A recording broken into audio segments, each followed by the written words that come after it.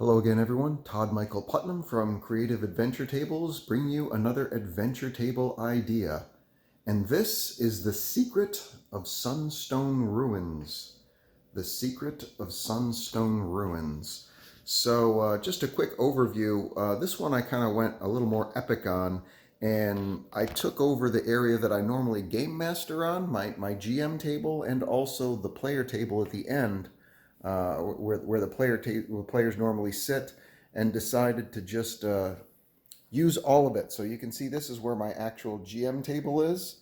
And instead of an area for me to GM on, I decided to go all out and put the top level, which is where the entrance to this Sunstone Ruins is, up here. So that's this section here has been added on. And then I took the four. I still have two tables underneath here that are 6 foot by 2.5 feet wide, side by side. That's normally where the gaming is. And then I also have on this bottom end over here where my player section normally is. That's been filled up as well. So it's roughly 10 feet by 5 feet. The vast majority is so about 50 square feet of pure gaming goodness.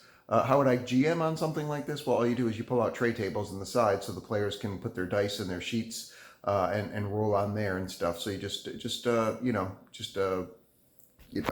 living room tray tables that where people eat off of and stuff.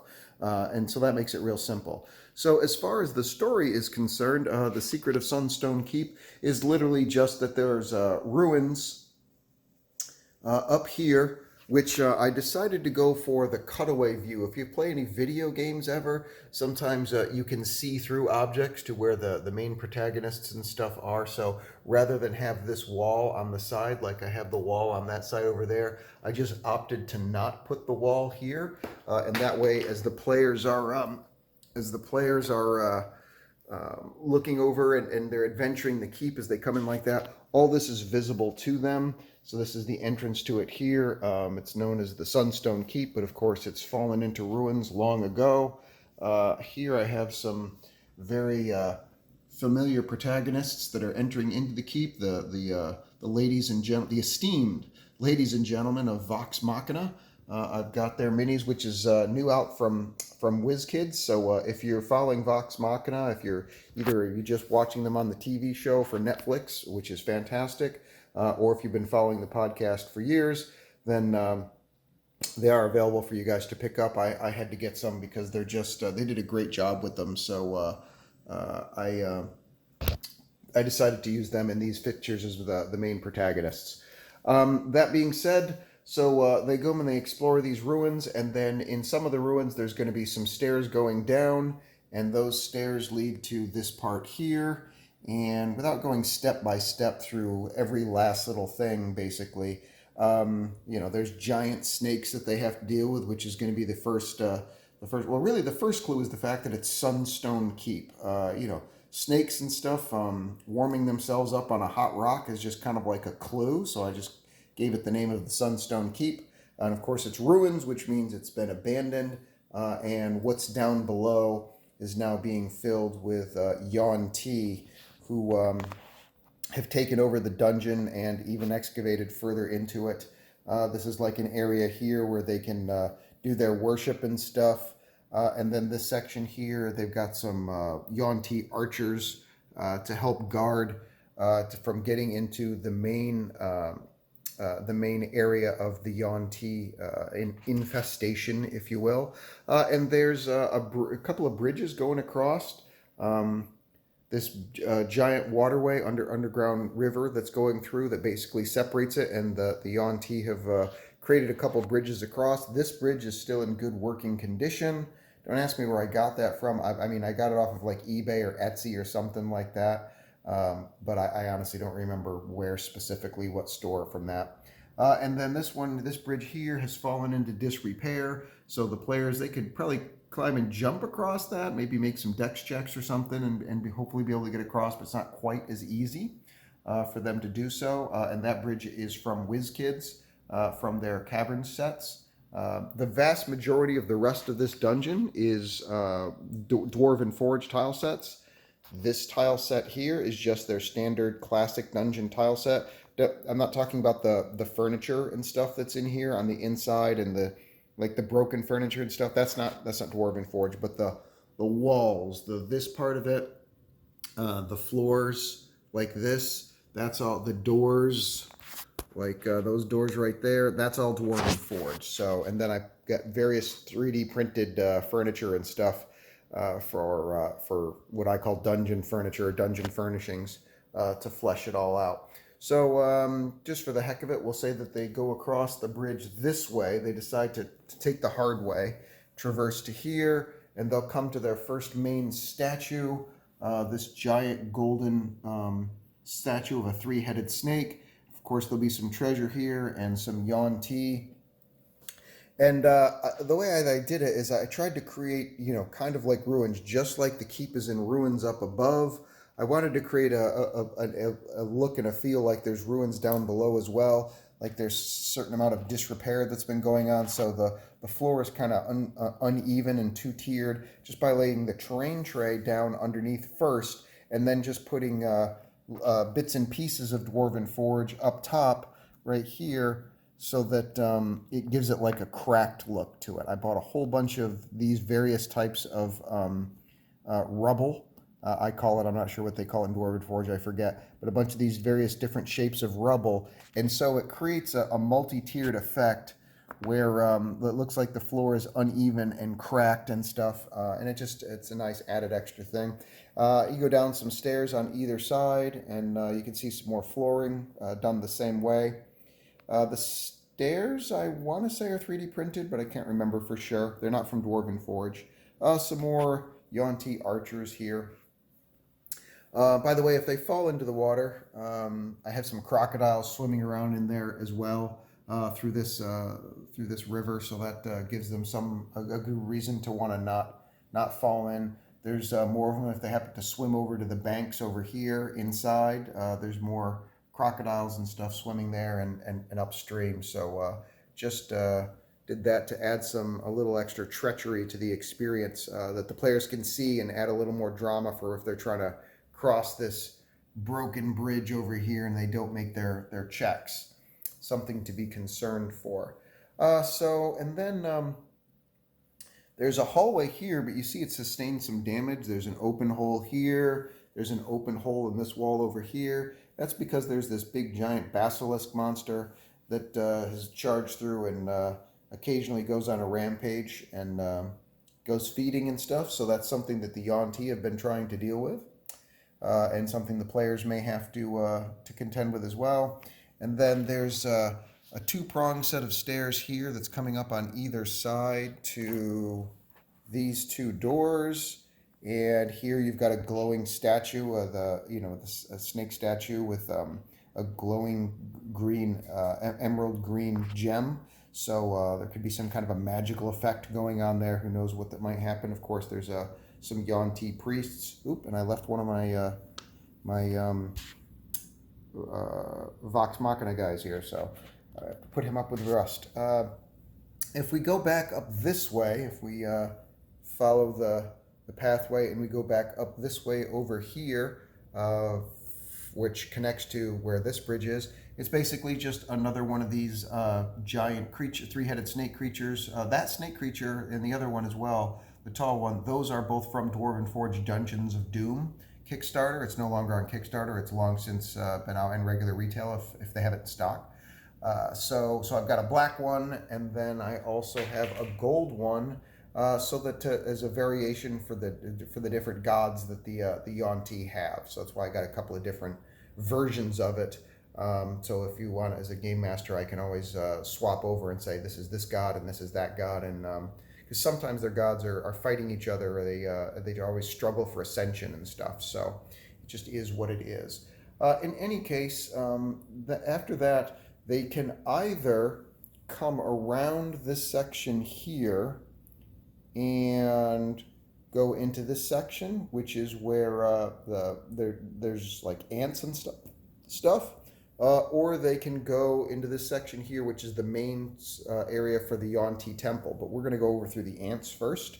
So just to pull back for a second, coming down this side, and then however they get, if this, either through this opening in here or the opening in the hallway there, if they decide to go this way and explore the back way, they'll come to here, and this is where the giant red ants, there's a whole colony of giant red ants with eggs and stuff, and it's multi-dimensional, of course. It goes up and down, so there's a couple of different floors to it, if you will, and there's some giant queen ants up here, of course, and consort ants who would fight quite vigorously if their area is invaded, if their nest is invaded.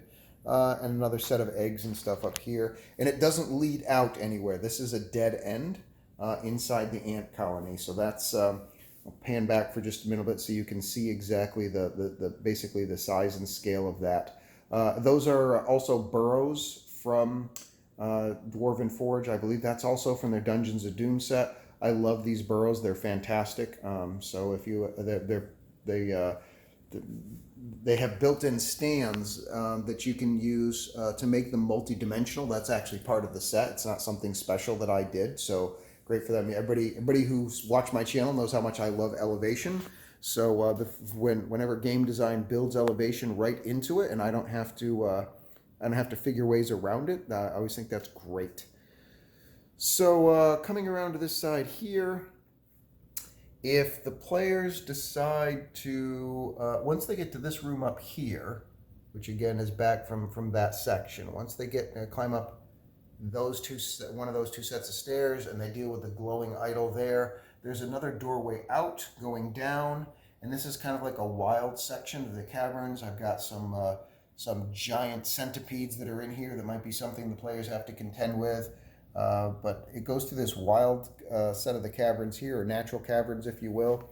And there's two sections. There's one section over here, which is populated with this giant spider. So there's more dangers to contend with besides just the Yuan-ti, of course, and the giant ants. It's showing that there's an ecosystem, if you will, that's developing underneath Sunstone Keep ruins. And then in this section over here, if it follows it down, this is where prisoners are kept. If the Yuan-ti actually grab any prisoners, they'll keep them in this contained in this section over here. If you follow this intersection, there's a small break, like a small bottomless pit, if you will, with a stairs going, not stairs, bridge going across it. And that begins to head us into the Yuan-ti temple, where they do the Sirius worship and stuff. And there's this giant snake guy here. It's too early in the morning, so I forget what they're called. An anathema, I believe it is. But he's a cool model. And from there, there's this big door opening that they can come over. And there's this big lava area. And I kind of like this as a mechanic for Yuan-ti. This lava, which comes from the Dwarven Forge Hellscape Kickstarter, again, no longer on Kickstarter, it's available retail, that provides a source of heat deep underground for the snake people. To me, that just seems like the two kind of go together. It's like, oh, okay, yeah, this is how they stay warm when they're underground, rather than the traditional 50-degree weather, which would be kind of cold for them. This provides a source of heat day and night for them that allows them to exist in this area. So this would be the reason why the Yuan-ti took over this area, because this particular Sunstone Keep is because that's it's something that supports their natural needs for heat. And it's probably the reason why the keep was called the Sunstone Keep to begin with. If you think about it, is why is it always warm? The ground is always warm here and stuff. Oh, it's a sunstone. It's this Sunstone Keep. Well, that's because there's magma flows underneath. So that's just part of the storytelling. But in this center, if you go over this bridge right here, there's an area for sacrifices. There's like a big lava font, and of course there's this huge statue. The statue of the snake actually comes from Reaper Minis, I believe, yes. And my friend Nick Gomez has done a fantastic job of painting him up and making him into a great snake idol, if you will. But of course, there's no reason I couldn't use him as an actual monster. But in this case, I use him as a giant snake idol. And of course, there's piles of treasure here where they do their sacrifices at and stuff. So that's what this center chamber is all about, going on there. And then finally, last but not least, if you come back in this section here, you go around this section of curved walkways or hallway, and there's like a gong in this area here for announcing visitors. And of course, there's a Yuan-ti guard that's there, and some stairs going up. And then here's where the Yuan-ti queen is for her, where she actually rules from underneath Sunstone Keep. And this whole section here is also from Dwarven Forge, from their Dungeons of Doom. And it's oh, I forgot to turn on a light. This there we go. So it's always easy to forget a light. So this is so cool. They did such a great job over at Dwarven Forge, creating these LED lights and stuff on the Dungeon of Doom set. It's an older set, but honestly, to my mind, it's actually one of the best sets they've ever done. Because there's so many different things that you can do to add kind of like personality to the dungeon. So it's not all just your same standard classic tiles. So all this flooring right here and stuff, and these special ones here. And I don't know if the light's going to catch it or not, but you can see these snake pillars right there, the twisted snake pillars, these LED braziers built into the wall, the snake, the 3D, these images right here of the snakes inside, and that's all part of the set. It's really a fantastic set for adding personality to a particular section of the dungeon. And that's it. That is the secret of Sunstone Ruins. Like I said, about 50 feet roughly, just a smidge less of adventuring area. So I'm not sure by 12 inches is to scale the amount of feet that it would be. So it took me about 7.5, maybe 8 hours to build this whole thing. So it was an all-day process, but had a whole lot of fun doing it, and very, very happy with the outcome. If you guys have watched this far through the video and you're liking and enjoying the stuff that I do, you might as well click this like and subscribe button and get to see a lot more of it. I think I'm closing in on, if I haven't already, I think I'm closing in on near 200 videos. So, and I've been doing a new video every single week for however long now. So there's certainly plenty more to come. So please like and subscribe. Let me know in the comments below what you think of the secret of Sunstone Keep. And I will see you guys next adventure. Take care. Bye.